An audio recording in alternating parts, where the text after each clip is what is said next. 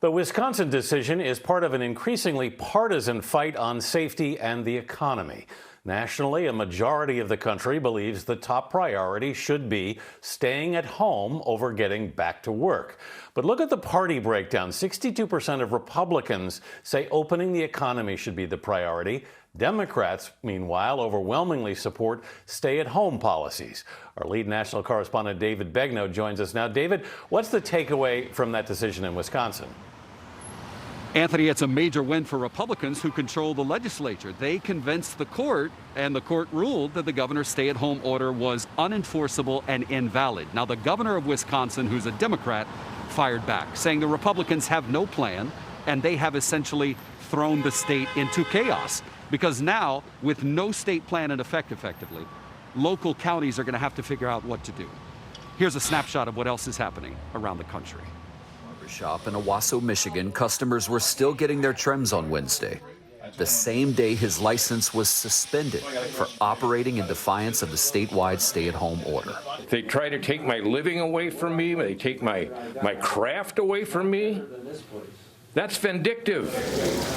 In southern Illinois' Madison County, local officials allowed some businesses to reopen with limits, including restaurants and gyms. Yoo-hoo!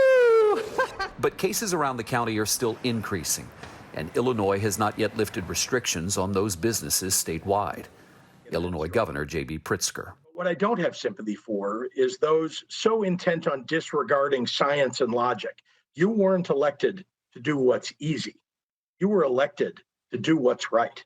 To Texas now, the Attorney General Ken Paxton issued 3 letters to city officials in San Antonio, Austin, and Dallas, threatening legal action against them if local officials continue to enforce orders that he calls unconstitutional, like mandating face masks in public and continuing stay-at-home orders.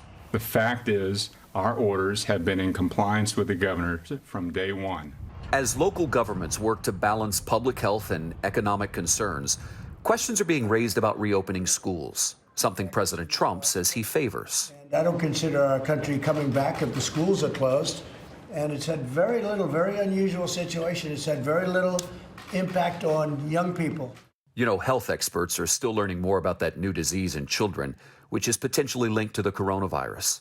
He got to the point where he couldn't keep anything down, and he was having some bad belly pain. On May the 3rd, Amber Dean's 9-year-old son, Bobby, fell ill with pediatric multisystem inflammatory syndrome.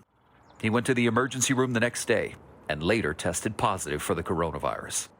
Amber says his heart was beating abnormally fast and his fever was as high as 102 degrees.